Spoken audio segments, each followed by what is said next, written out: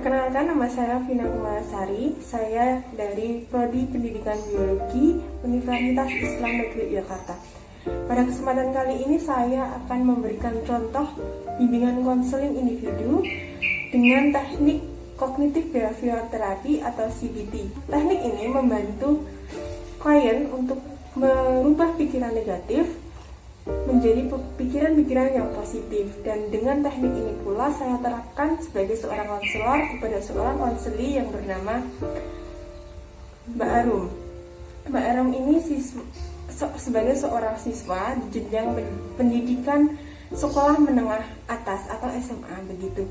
Dan permasalahan yang dihadapi Mbak Arum ini terkait dengan sekolah daring atau sekolah yang mengharuskan online, tidak tatap muka begitu, dan juga kondisi rumah yang tidak memungkinkan, yang semakin membuat Mbak Arum ini tertekan begitu.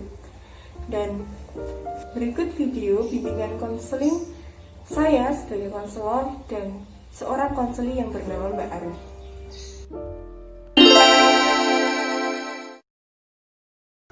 Assalamualaikum Mbak Arum, selamat pagi. Waalaikumsalam, selamat pagi juga. Gimana Mbak Arum kabarnya hari ini? Alhamdulillah baik. Oh iya, tadi kesini kalau boleh tahu sama siapa ya? Sama teman dari supermarket langsung ke sini. Oh jadi tadi ke supermarket dulu baru kesini gitu ya? Iya. Oh iya. Waduh, kelihatannya kok Mbak Arum ini kelihatan cemas, wajahnya sedang ada apa ini? Iya Mbak, saya ingin segera cerita terkait permasalahan saya. Oh gitu, oke. Oke, kalau begitu saya akan mulai dengan memperkenalkan diri saya terlebih dahulu ya. Perkenalkan, nama saya Vina. Saya yang akan membantu dan menemani Mbak Arum menyelesaikan permasalahan yang dihadapi oleh Mbak Arum begitu. Iya, terima kasih. Ya, jadi kemarin kan sudah kita sepakati bahwa hari ini adalah sesi konseling kita yang pertama. Iya. Jam 10 pagi. Ya, terima kasih sudah datang tepat waktu ya Mbak Arum. Iya, terima kasih. Ya. Sebelum masuk ke konseling, saya ingin menyampaikan informasi terkait dengan konseling, di mana ada asas-asas dalam konseling itu sendiri. Yang pertama itu ada asas kerahasiaan. Jadi Mbak Arum tidak perlu khawatir untuk menceritakan apapun itu permasalahannya, karena saya akan menjaga rahasianya. Begitu. Yang kedua ada asas kenormatifan. Pada asas kenormatifan ini perlu diketahui bahwa ini tidak melanggar norma-norma apapun begitu ya. Yang ketiga ada asas keterbukaan. Keterbukaan ini saya mengharapkan begitu Mbak Arum terbuka terkait permasalahan yang dihadapi kepada saya sebagai konselor begitu ya. Saya juga akan memberitahukan bahwa sesi konseling kita pada hari ini berlangsung nanti 1 jam sesuai dengan kesepakatan kita kemarin ya Mbak Arum. Jadi nanti ketika dirasa ada hal yang belum tersampaikan atau perlu disampaikan lebih lanjut, silakan nanti disampaikan di sesi yang kedua begitu. Yang sudah yang nanti akan kita sepakati waktunya bersama. Ya. Sebelum kita mulai proses konseling, alangkah baiknya kita berdoa terlebih dahulu dengan membaca surat Al-Fatihah. Semoga sesi konseling kita siang hari ini berjalan dengan lancar. Berdoa dimulai. Cukup.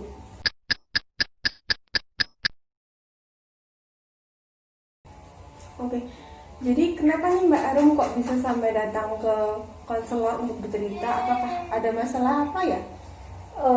Jadi gini Mbak, saya itu kan punya masalah terkait sekolah yang dilaksanakan secara daring karena pandemi seperti saat ini ya. Ya. Nah saya itu merasa tertekan karena banyak tugas dari guru, Ya. dan penjelasan dari guru itu kurang maksimal sebagai pembelajaran untuk saya. Nah saya rasa itu kurang enjoy begitu loh. Begitu ya. Dan saya ini dari kelas MIPA ya, sehingga terdapat praktikum. Nah karena sekarang ini online ya sekolahnya, maka praktikumnya juga online Gitu ya. ya. Nah jadi saya itu harus berpikir lebih keras lagi untuk mengobservasi ya sendiri. sehingga saya juga merasa kebingungan. Seperti itu. Oh iya. Terlepas dari itu, di rumah itu kan kondisinya kurang mendukung ya, sehingga membuat saya tertekan, pengen nangis gitu lah rasanya. Sampai pengen nangis gitu ya? Ya, membuat orang saya itu juga marah-marah karena kondisi yang kurang mendukung seperti saat ini. Oh kok bisa sampai marah-marah itu? Kenapa ya? Apakah Mbak Arum melakukan kesalahan? Di era pandemi ini, alhamdulillah orang tua saya itu masih diberi rezeki sebuah usaha rumahan, dan saya itu kan sebagai siswa mempunyai kewajiban mengerjakan tugas-tugas dari guru ya. Ya. Nah, saya juga sebagai seorang anak, jadi saya harus membantu kedua orang tua saya. Contohnya itu ketika saya disuruh untuk mengantar orang tua ke pasar, dan mengantar ke pasar itu kan Kan aku yang lama. ya seperti itu.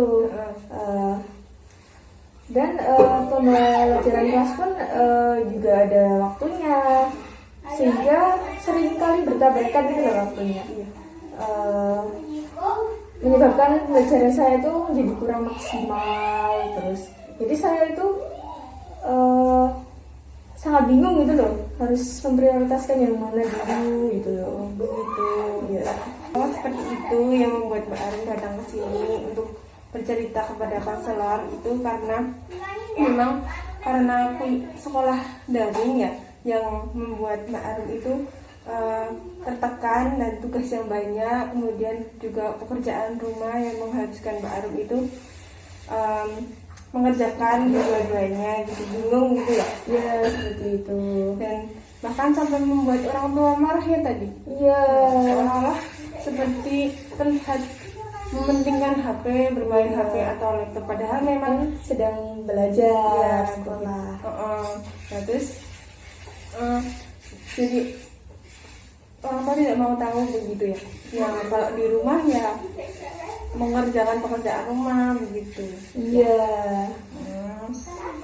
Ya makanya. Saya itu datang ke sini buat mencari jalan keluarnya. Jika saya terus-menerus seperti ini kan nanti takutnya malah berdampak lebih buruk lagi dari yang sekarang. Oke, iya. Saya apresiasi kepada Mbak Arum ini yang mau mencari jalan keluarnya terkait dengan permasalahannya ya. Iya. Supaya tidak berlarut-larut seperti itu, kemudian terus nanti gitu. Iya. Kalau begitu, menurut saya sekolah dan orang tua itu sama-sama penting. Jadi keduanya memang sama perlu diprioritaskan. Iya. Ya. Cuman kalau begitu saya akan membantu Mbak Arum dengan menyederhanakan hal-hal yang mana saja yang harus dilakukan terlebih dahulu, supaya nanti Mbak Arum bisa mudah untuk melakukan kegiatan itu. Kemudian itu pun tanpa mengesampingkan prioritas yang lainnya begitu. Kemudian untuk merasa tertekan dan bahkan bingung, kadang pengen nangis begitu ya. Coba Mbak Arum menenangkan dirinya dengan memperbanyak membaca sholawat dan bahkan membaca Al-Quran begitu, dan diperpanjangkan waktu zikirnya setelah sholat. Insya Allah nanti Allah akan membantu meringankan pikiran Mbak Arum sehingga lebih tenang lagi gitu ya. Bahkan di dalam Al-Quran itu kan banyak sekali ya dijelaskan bahwa Allah itu akan membantu meringankan hambanya yang mengalami kesulitan ya. Di dalam Quran Insyirah contohnya, sesungguhnya ya di balik kesulitan itu pasti ada kemudahan. Jadi sembari Mbak Arum ini merubah sebuah perencanaan untuk solusi yang lebih baik, itu silakan dibarengi dengan keyakinan dari dalam diri Mbak Arum sendiri begitu, untuk supaya lebih bisa keluar dari masalah ini, dan insya Allah nggak akan lama Mbak Arum ini pasti bisa kembali lebih tenang hatinya dan melaksanakan semua kegiatan dengan tenang, dengan baik juga. Amin. Untuk terkait orang tua yang marah-marah tadi, menurut saya ya Bu Arum, itu tidak semua, itu tidak karena jengkel, bukan seperti itu. Saya bisa saja orang tua Mbak Arum ini sedang mendidik Mbak Arum supaya lebih disiplin waktu, karena nanti ketika masuk di dunia kerja atau bahkan Mbak Arum ini sudah masuk dalam masa memiliki berumah tangga begitu ya, itu Mbak Arum sudah terbiasa dalam menghadapi tekanan-tekanan dan menyikapi prioritas-prioritas yang dalam waktu yang bersamaan atau dalam satu waktu begitu. Iya. Tapi karena Mbak Arum ini sedang tidak nyaman hatinya, itu sehingga mengartikan itu semua itu negatif begitu. Iya, itu. Wajar kok ketika kalau perasaan yang tidak nyaman atau negatif begitu, mengartikan itu semua itu negatif. Benar juga. Padahal kalau hati kita itu lebih tenang sedikit, mengambil air wudhu dan menenangkan pikiran itu, oh iya, orang tua itu marah itu bukan karena dia jengkel atau apa, tapi dia ingin saya itu lebih disiplin waktu, berpikiran yang positif aja. Ambil hikmahnya walaupun hanya sekecil apapun itu, begitu. Iya benar. Iya Mbak, terima kasih ya karena di masa pandemi ini kan menjadikan saya tuh merasa tidak nyaman gitu loh. Iya kok, sama kok, saya juga begitu. Saya juga pernah kok mengalami seperti Mbak Arum ini. Pusing, sebel kan di rumah. Iya benar sekali. Bekerja di rumah tidak bisa berkegiatan langsung gitu ya, tertekan dengan pekerjaannya dan tidak bisa bertemu dengan temannya. Padahal kalau kita bertemu dengan teman itu Meluapkan, menghibur, iya meluapkan pikiran kita juga lebih fresh. Iya sekali.